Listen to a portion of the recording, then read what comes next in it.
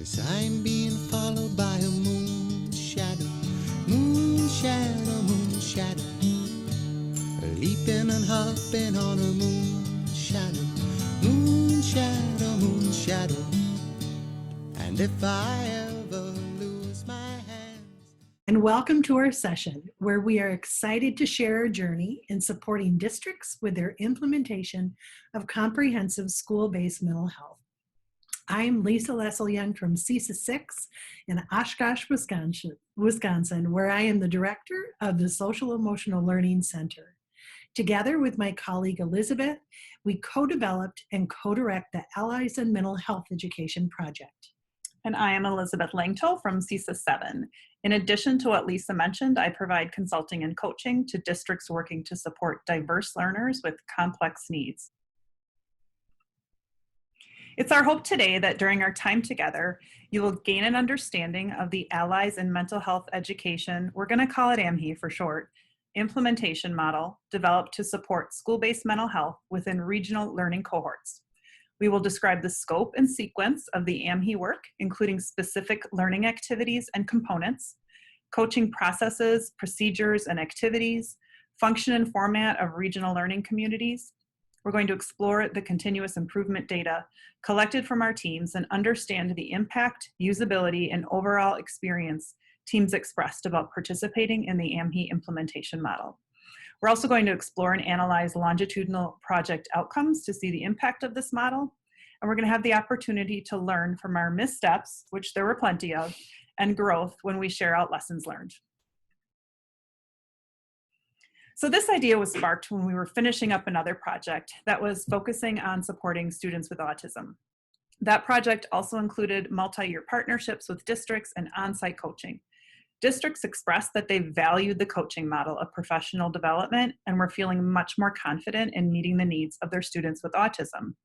But what they were struggling was in meeting the needs of students with significant social, emotional, behavioral needs. We approached our leadership with the spark of an idea and were given the go-ahead to explore a potential model. During that time, we conducted a needs assessment, gathered focus groups together, and established an advisory board consisting of leaders around the state representing diverse voices and perspectives. As we moved forward in bringing this model to life, we also established partnerships within our Department of Public Instruction, as well as with community organizations who were engaged in the same work. We have found these relationships within our community to be immeasurably valuable and recognize that together we can be a powerful force. In 2003, Castle reported a study estimating the relative influence of 30 different categories of education, psychological, and social variables on learning revealed that social and emotional variables exerted the most powerful influence on academic performance. Because you're here, I probably don't need to state this, but the data supporting the need and benefit of addressing student mental health is irrefutable. This can no longer be looked at as separate from academics in terms of serving our students. In reviewing our focus group data, we identified some common themes. The data informed us that school districts place value on family involvement and support as being critical for student success.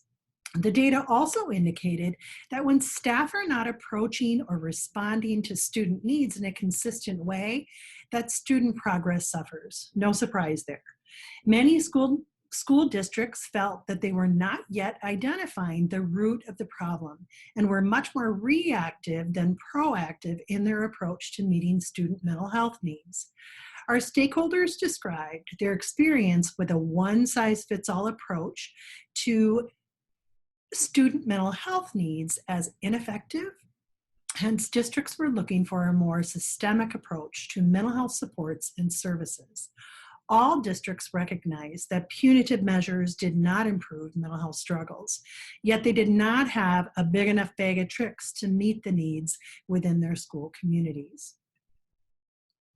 In digging into our needs assessment data, we uncovered several key points. 97% of respondents indicated they demonstrated minimal to moderate understanding and skill when working with learners with mental health and severe behavioral concerns. The most frequently noted barriers contributing to negative mental health outcomes included the severity of mental health and behavioral needs, the lack of or insufficient parent-guardian support, inefficient access to outpatient mental health behavioral resources, inefficient resources or lack of appropriate facilities to address student need, and insufficiently trained staff or insufficient time for staff to collaborate and plan as a team. And finally, 85% of respondents affirmed that their districts would benefit from professional development and on-site coaching to grow their mental health tiered supports and services.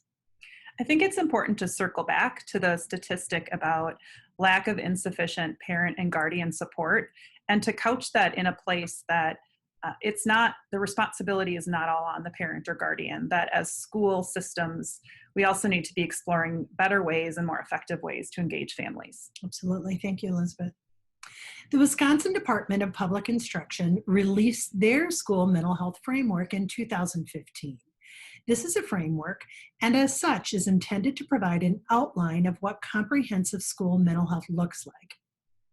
Individual districts can color in the lines of how to bring that to life in their own communities, being mindful of the unique characteristics of their school and greater communities. Our aim was to support districts in bringing life to the framework in their context. DPI's framework outlines what to do.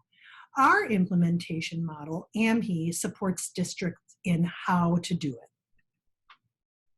The model has several components that together create a comprehensive approach to implementing comprehensive school mental health. Initially, we asked districts to commit to a 2-year partnership, which included a 3-day summer academy, 3 full-day cohort meetings spread throughout the year, and monthly 6-hour coaching visits. I think the first year we asked them to participate in 6 or 8 coaching visits. Formal learning opportunities featured keynote speakers and individual with lived experience, either with mental health or supporting someone with mental health needs. Additionally, we brought experts in to discuss specific technical elements of comprehensive school mental health. Time to work as a team and opportunities to network with others were always included at off-site events. We embedded high evidence-based practices of high-functioning teams and tools for continuous improvement into our coaching visits. And behind the scenes, our cadre of coaches met regularly to engage in their own professional development and to support each other in this complex work. As we shared, coaching is a crucial and valuable component of the AMHE model, and we have systematized a typical coaching visit protocol. As a standard practice, here's what we do. The meeting agenda and activities are team-driven. The team determines what work needs to be done, whether they are in the midst of resource mapping, or they're working to create or refine their mental health referral pathway. The team may be working to establish communication loops with stakeholders. Their work may focus on researching potential mental health screeners or reviewing and analyzing the screening data obtained to make decisions about needed tier 2 or 3 supports and interventions. They may be planning staff PD to increase mental health literacy or creating an implementation plan for staff resilience, both of which are a common use of time, as well as selecting or planning for SEL curriculum implementation, engaging in review of PDSA cycles, aligning mental health initiatives and processes for moving students throughout the levels of support, engaging in grant writing, or meeting with community partners. We ask each team to engage in routine processes to improve their team's performance and effectiveness. I'm going to talk a little bit more about that in a minute. Additionally, coaching visits may also include participation of other stakeholders who help to grow mental health services, but may not be a standing member of the mental health team. So an example of that was I had a school resource officer crash our party one time because we were working on the referral pathway, and the team really recognized that he played a pretty critical role in some pieces of that. Great, thanks, Elizabeth. In an attempt to showcase a typical coaching session, we're going to show you a sample agenda that all identifying information has been removed for confidentiality. The coaching session agenda includes the following best practice processes and structures. Opening routines set by the team often include a review of agreed upon norms, revisiting the team's vision and mission, assigning roles for the meeting, and closing routines often include expressions of gratitude, gathering feedback from the team to indicate what they appreciated about the work or what they may need to work on to improve the outcomes of their work, and then also individual role report sharing. So specific team members are identified and what their unique work contributions may be. You may, on that agenda, identify the specific work, which is to be accomplished during that meeting, the anticipated time and location of work activities, of course, the purpose of work activities, and the expected outcomes of the work that you hope to accomplish. And finally, identifying any next steps, including any action steps or to-dos. So agenda items can be defined by the team or the coach, and some of this is dependent on the comfort of the team and where they are and the level of support that they need, or they may just request more support to feel successful. Our goal is always gradual release, so they can have the capacity and comfort and skill to be able to continue to demonstrate these processes and procedures once they no longer request coaching. Coaching visits will be virtual and or in person, depending on the team's preference, or in this current state, what COVID protocols may be. It is always helpful to carve out time to create an agenda for your next meeting. If you've already identified next steps, action steps, and to-do, take the time to create a new agenda for the following month, and our teams have described this practice as a valuable time saver. Our model incorporates participation in what we refer to as a regional learning community meeting, where we integrate many key project components. For instance, we regularly model and practice effective teaming processes and procedures. We engage in opening and closing routines. We revisit our norms for the community learning cohorts or communities. We model and encourage use of our roles. We often use typical roles such as facilitator, timekeeper, recorder, and process observer. And we carve out time for formal content presentation or other activities to support our school-based mental health implementation. We provide networking opportunities and facilitate activities to inspire, motivate, and promote reflection. We collected lots of data along the way. We wanted to be able to measure not only the growth of our individual teams, but also the effectiveness of our model in supporting the teams. We will review this data and provide examples in the upcoming slides. We collected data at the team level at the end of each coaching visit. We collected data from the cohorts as a whole at the conclusion of each day of our time together off-site. And at the conclusion of the first cohort's second year, we collected data from them about their experience overall. Always in the interest of continuous improvement, we were curious about their experience. We wanted to know what was helpful, what wasn't helpful, or what was ill-timed. What were the barriers in their work, and how much coaching and frequency and duration was just the right amount. We cozied up to data. We did. So this is an example of the feedback that is collected at the conclusion of each coaching visit. One of the practices of high-functioning teams is to establish some community norms. Individual team members are then encouraged to surface any concerns or deviations from these norms in order to create a transparent, trusting learning community. Teams quickly learn to value this feedback. We would review it at the start of the next coaching visit and discuss it if we needed to make any adjustments as we dug into the work once again. At the end of each day off-site, we also collected data from the cohort as a whole. We asked them for their overall level of satisfaction, to share what they thought went well, and changes they would like us to consider moving forward. We modeled a continuous improvement mindset by starting the beginning of each day off-site with their feedback from the one prior. We went through the feedback to identify the common themes and shared with the group what we were going to do to be responsive. Or in cases where we couldn't be responsive, we explained why or offered alternative options.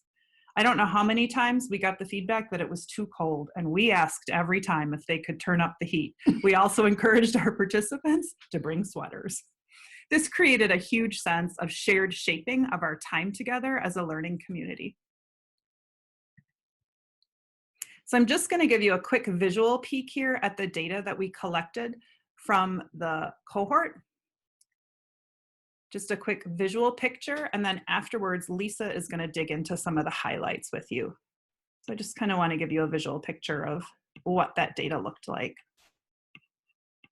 Colorful. Very.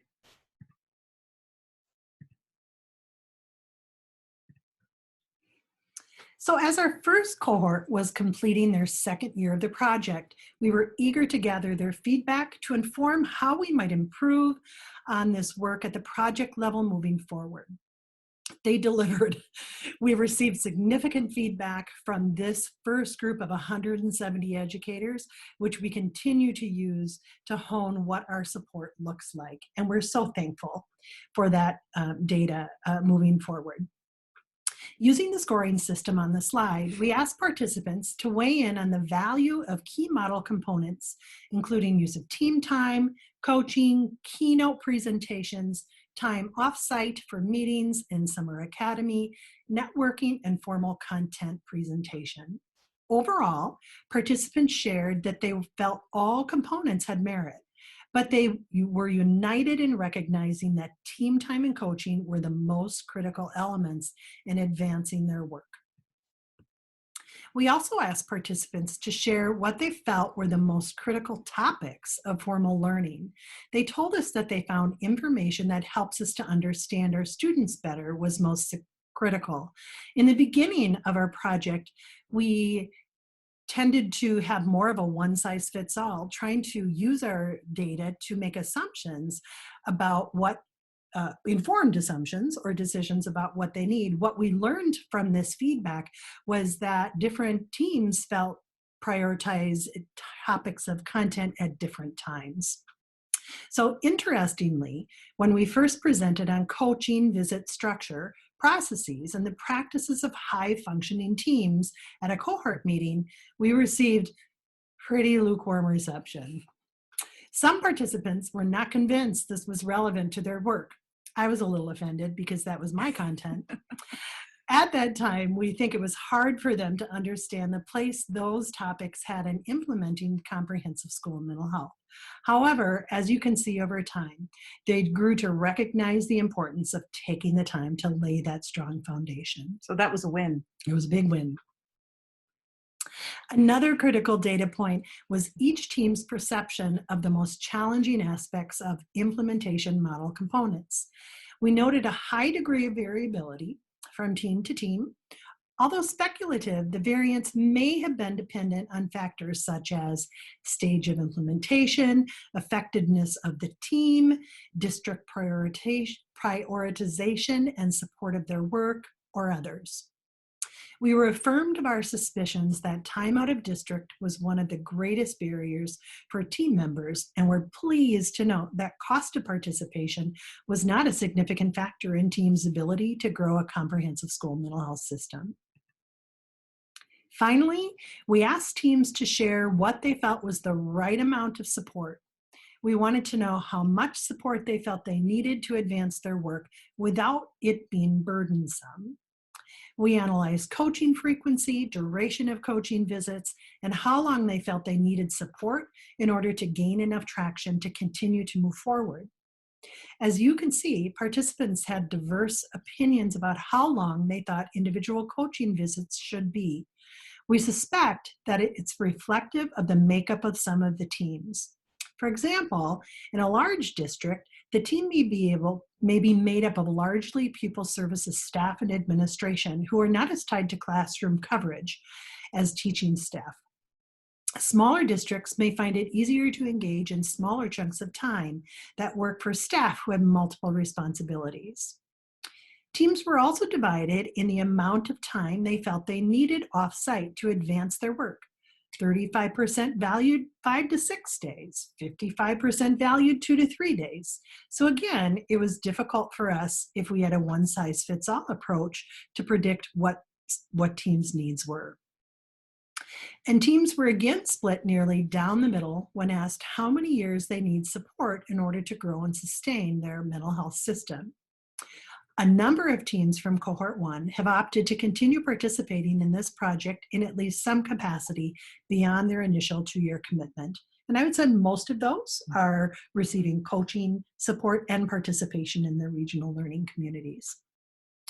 This data told us we needed to take a hard look at our model and come up with flexible, creative ways to provide support that could be responsive to the diverse needs of our districts.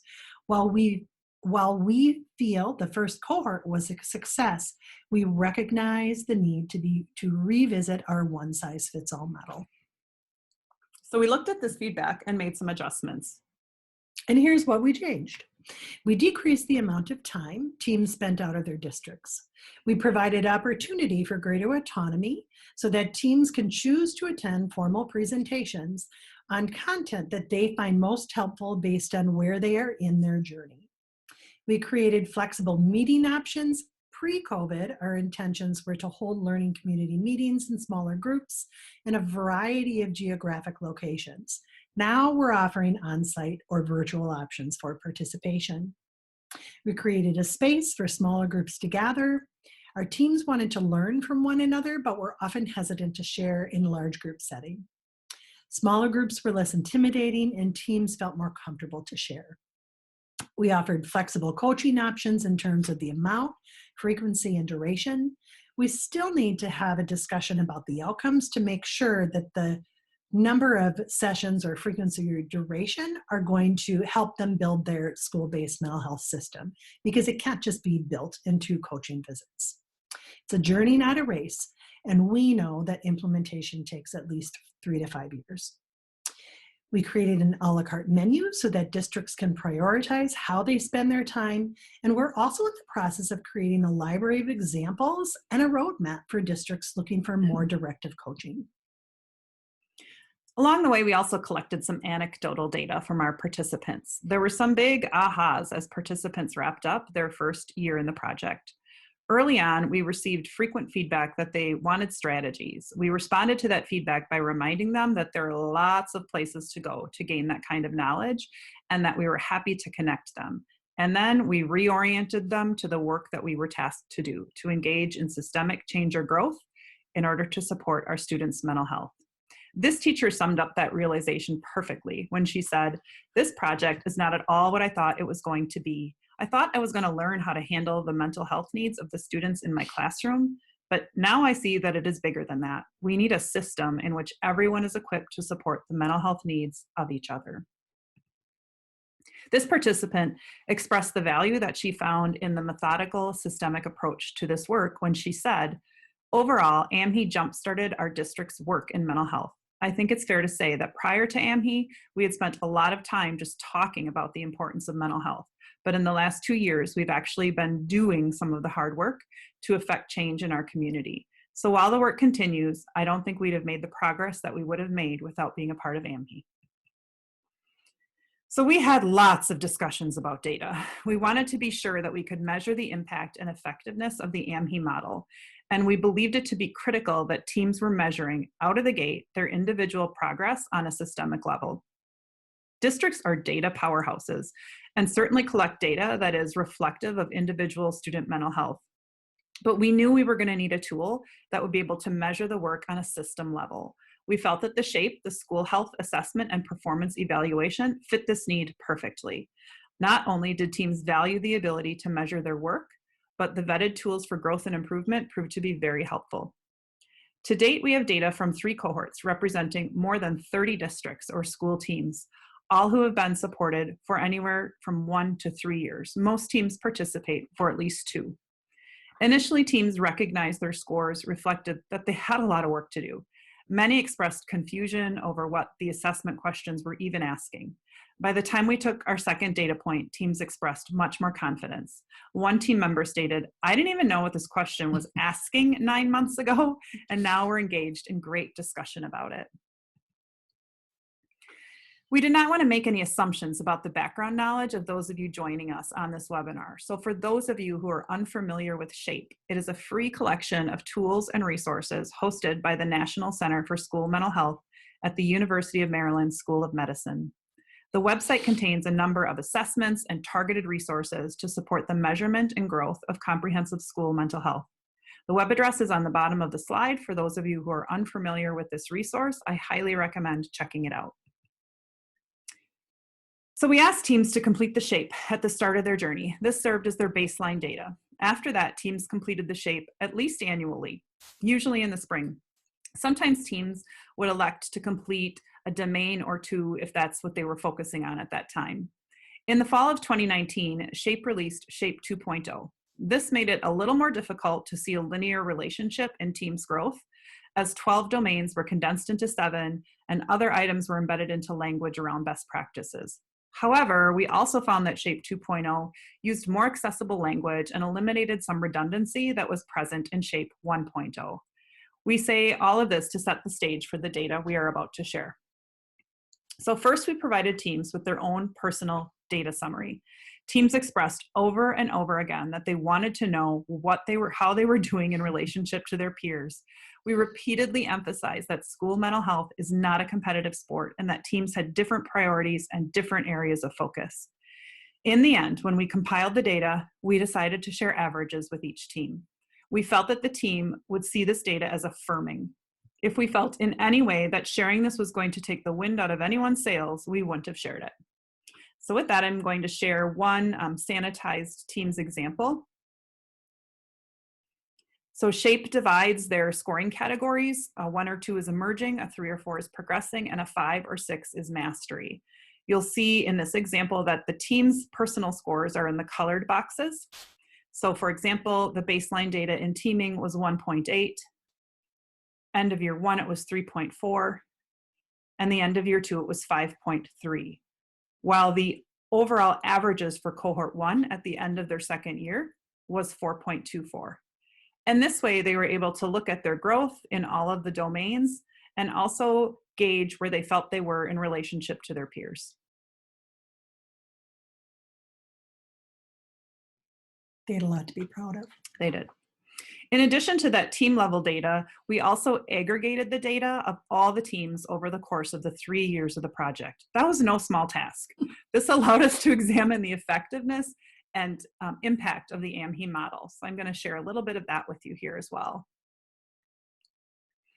So this, again, has no identifying information on it, and I'll just kind of walk you through one of the domains. So again, the teaming domain, come across, oops, going a little too fast for me. Make this box a little bit bigger. So the average teaming number for their baseline data in the fall of 2018 was 2.55. In the spring for cohort 1, that was 3.71. We didn't ask them to take data in the fall of 2019. And in the spring of 2020, it was 4.28. So that informed us about how our support was doing in providing the support that they needed to advance their work.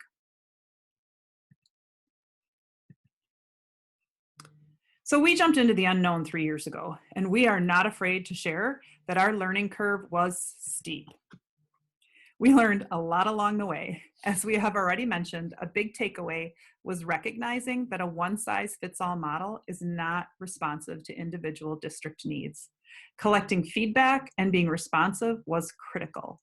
Teams needed to feel like they were co-piloting this project to stay engaged and to recognize their agency in this work. We have no regrets that we took the time to build high-functioning teams, even if at the beginning teams didn't all see the connection.